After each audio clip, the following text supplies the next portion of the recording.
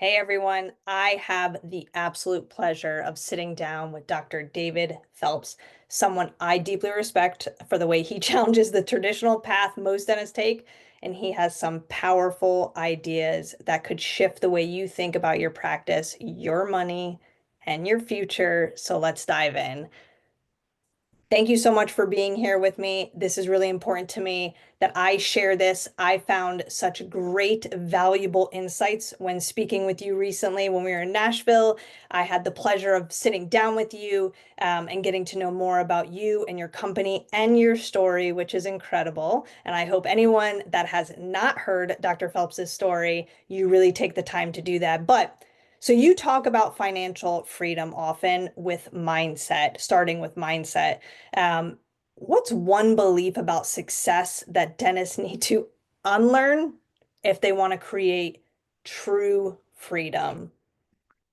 It's a great question, Jackie, and I think the one key that I would really promote today as we're talking is that the media, the financial marketing realms, Wall Street advisors in that realm tell us as hardworking, very intelligent technical specialists as we all are as dentists or in the kind of professional with the educational backgrounds we have, that we should just focus on what we know, what we train to do, and that is important. I'm not taking away from that, but what they'll tell us is that money management, building a future retirement plan, if you will, is something that we should leave to those professionals, and that we can kind of abdicate that, just put our nose to the grindstone, work hard, give our money to somebody else, and they'll take care of it.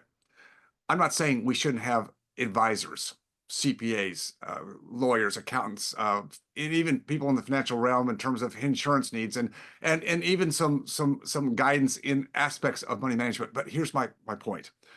We all got into our respective business, our practices to some degree because we wanted to deliver our services, our value, and we wanted to own the ability to control that. In other words, most of us didn't want to go work for somebody else. We wanted to get those skills and then go do it our way. And that's what I'm about. That's what you're about, is do it our way. And I say it's a shame that by doing that, so many give up the same ability, the opportunity to do the same with their money, their wealth, because what's money and wealth really worth? What is it for? For me, it's for creating more time, more options, more optionality, sovereignty, autonomy. That's what I want it for. It doesn't mean I want to quit what I'm doing if I love what I do. If I want to do that till I'm 70, but guess what? I want to do it on my terms. I want to do it my way. If I know how my money can work for me to provide what I want for my family, for our lifestyle, to give back to other people, to have the practice that I always wanted without feeling like I'm under the gun to have to take every insurance company that comes along or just be under that stress. Now I've got a full scale model, but it takes some intentionality. It takes really beginning with the end in mind. A Stephen Covey admonition: begin with the end in mind. What do you really want in your life? What's important to you? Have that conversation with your significant other, your spouse, your partner in life, to get on the same page, because too many people are not on the same page. We're really good at making money. You work hard, you put in the time and effort, you're entitled to make good money. But what do you do with that money besides just build a great lifestyle? There's more to it than just putting it on Wall Street in a 401k and hoping that it makes the mark when you need it. So in your story, the golden opportunity was right in front of you, but still required some risk, I imagine. Mm. How can practice owners, especially people that, we are working with on a regular basis, our clients, how can they better train themselves to spot those unseen opportunities? You know what I mean, Dr. Phelps? Well, unseen opportunities, I think, yes, there's always unseen opportunities around all of us in many respects. It's just a matter of what are we looking for? In other words, here's a quick example, but we can all relate to this. Until I'm ready to buy a new car, I mean, I don't really pay attention to a lot of cars. I mean, some that are really novel or unique, I might say, oh, that's kind of neat or nifty or that's weird. But when I decide I'm ready to buy a certain car or model and I'm starting to think about it, guess what? I see that model everywhere in different colors. So until you're thinking about it intentionally, whatever it is, then the unseen opportunities will just pass by. So I think you have to start with understanding that there are opportunities outside of your practice, which is again where you should focus on really the maximum energy. Get the practice model working well, but at the right time, when you're ready to start investing outside of your practice, at the right time, to understand there's more opportunities than, again, just putting it in tax or qualified account brokerages. I'm not saying that that's bad. I'm not saying that shouldn't be an arm, but there's more to it, more diversification today. You have to be, in my opinion, and I think we both know this from just, the groups that we put ourselves in, Jackie. We know we can have training, we can have experience, but we ourselves have to be continually growing.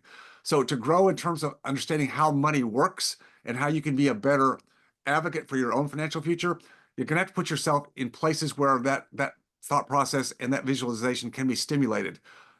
Find a group. Doesn't have to be Freedom Founders. There's a right place and right time for everybody, but find a place where there's some discussion about alternative opportunities to have more control over how you invest your money, where you invest it. Open the door, read things, blogs, podcasts. There's a lot out there. You've just got to be more open to saying, I'm going to pay some attention to that and not just have a blind's eye and say, I'm just going to put it on my 401k and call it a day. So something that stuck with me when we first met is you call your clients a tribe. And I love that. I love the fact that you think of, your group of individuals that you help as a tribe. And I think there's a lot of value in that. There are opportunities, for our dentists, for the dental community to work with many different I'll call them financial opportunities, financial institutes, different ways that they can invest. What does it look like to work with you, though? Why do you call it a tribe? Why do people stay with you for so many years and really become what I would say is your dentist become a friend, your clients become a friend. That's what it seems like to me. You create this amazing atmosphere for them to feel very welcomed and warm, and that you're there to help them. So talk to me about that. What does that look like? What does your tribe look like? It's back to a part of intentionality, about creating a culture, creating an environment.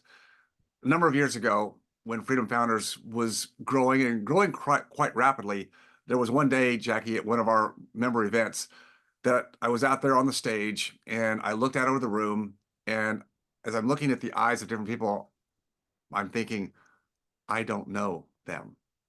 And that wasn't a good feeling. This was a number of years ago. And I talked to my wife, and after that, and she said, well, David, that's a clue. That's a clue. You don't need to scale like Tony Robbins. Nothing against Tony Robbins. There's a right time, right place for everybody, but I'm not a Tony Robbins.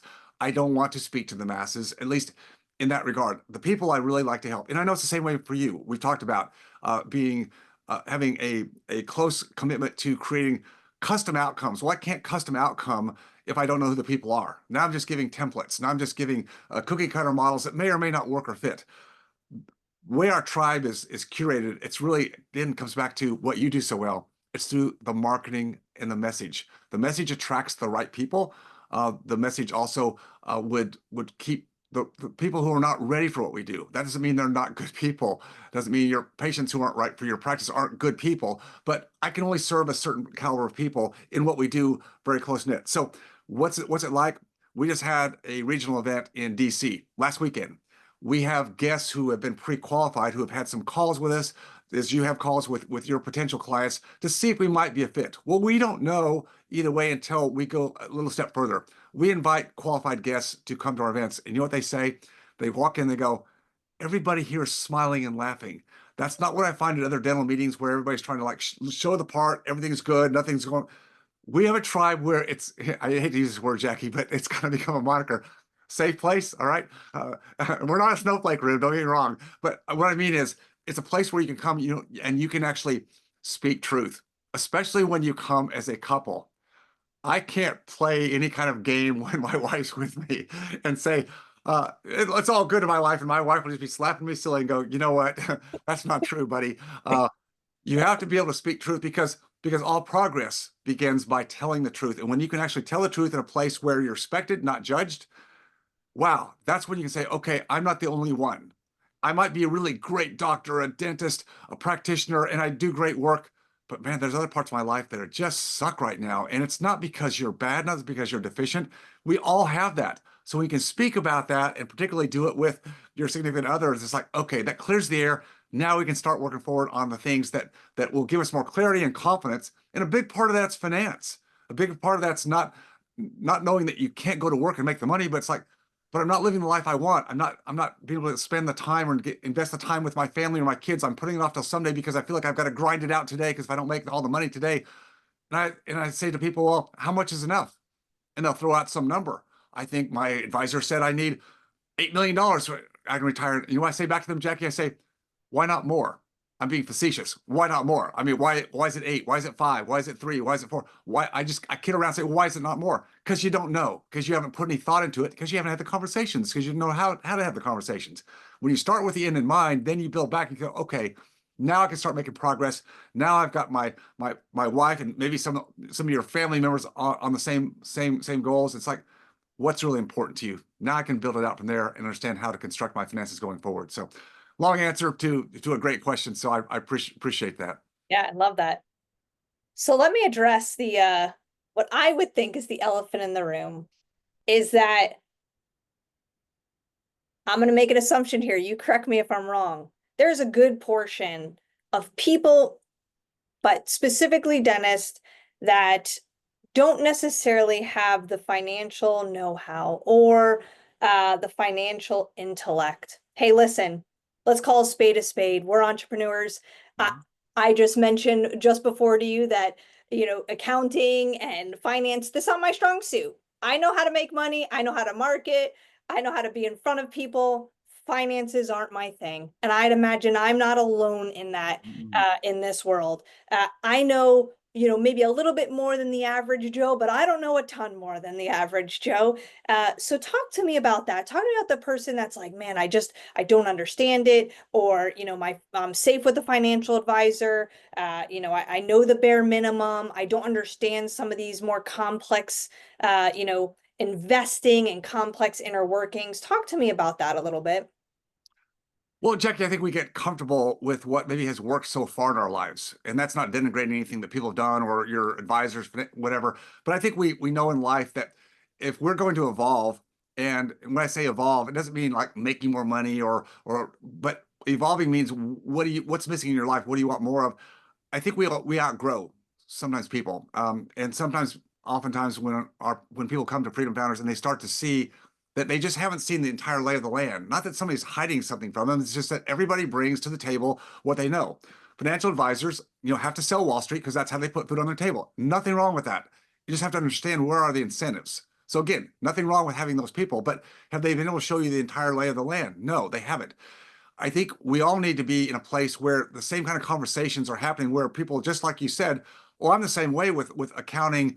I appreciate the heck out of it, but I don't want to do it. So I've got to find people that can do what I need them to do, but I need to be on the same page with them. I need to be able to have a conversation and have them provide what I need. What I'm also saying is I don't want to be a hands-on investor like I was when I was early on in life. I started out by really getting in the weeds in real estate and actually managing, procuring, understanding the models to build my own single family portfolio years and years ago, decades ago. Well, that was a good thing at the time in my life because I had more time than money and I wanted to learn that. I mean, today I don't want to do that. So I've got to also find, just like, you have to find the right accountant, the right CFO to guide your company. I've got to find people with whom I can allocate my capital outside of Wall Street when I want that.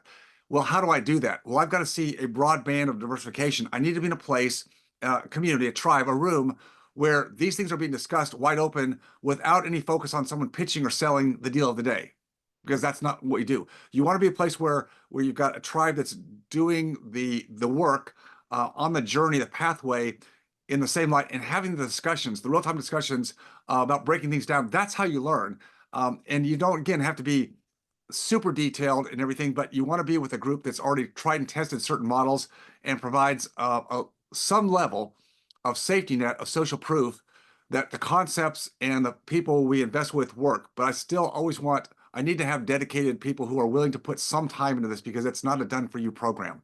Just like you want your clients not just to abdicate everything marketing, say, well, hello, Jackie and team, just go do it. No, you want to have some feedback where you're doing it together. It's a done with you program, not a do it yourself, not a done for you, but do it together. And that's how you learn.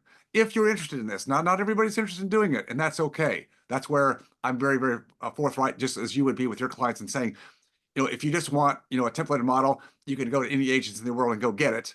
But if you really want someone to be your advocate and do this with you, then that's what we're about. And that's what we are in Freedom Founders.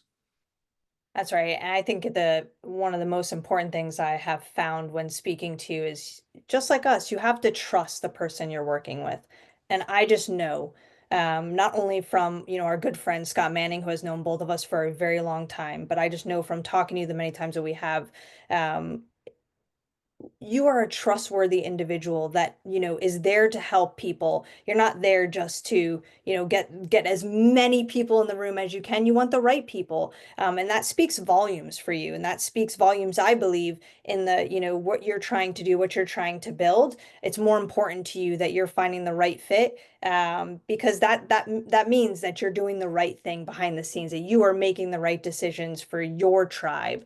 So talk to me a little bit about, so, my audience, my clients, how do they know if they are the right fit for you? What does that look like? And what are next steps if they wanted to contact you to even find out if that's, how can they kind of paint that picture of, yes, this is, who he serves? The basic criteria would be that your practice model, which is never going to be perfect, it can certainly be in growth mode, but your practice model is running well where that's not a constraint. In other words, if you're still paying off debt, student loans, practice debt, growing your model, building through marketing and messaging, focus there first. And you don't need to be doing something that takes your eye off that ball. Now, when you get to a certain point where your model is working well, your debt levels and your consumption spending are under control, and you have discretionary capital of probably $1 million or more that could be in different places, could be different equities, could be qualified retirement accounts, could be whole life insurance that you have, different places where you have $1 million or more of capital over time that you'd like to deploy and diversify into other assets. Those are the basic frameworks I would say that work. But we're happy to have a discussion with anybody, because even when it's not the right time for people, just like we're doing today, I like to provide good resources. If someone needs to work on their practice, it could be marketing, I know where to send them, say, we'll get these things done, come back in a year or 2 years or whenever, when these marks are hit, and we'll talk again. So having a call, the easiest way to do that would be to go to our website, freedomfounders.com. There's a place to plug in for a discovery call. Like you, I've got a podcast that also provides, entree to my philosophy. A blog post, number of books on Amazon. If you want to just get a little bit more about my philosophy before you take a next step, which is perfectly the way I do things, but certainly we're willing to have a call, as you do with your clients, discovery call. Where are you at? What are you trying to achieve? And to see if the timing is good. If not, we're happy to help people and point them in directions of people that can help them get to where they need to be before they would maybe become a good client or a good member of Freedom Founders. Thank you very much. I love this conversation. Appreciate it. Thank you, Jackie.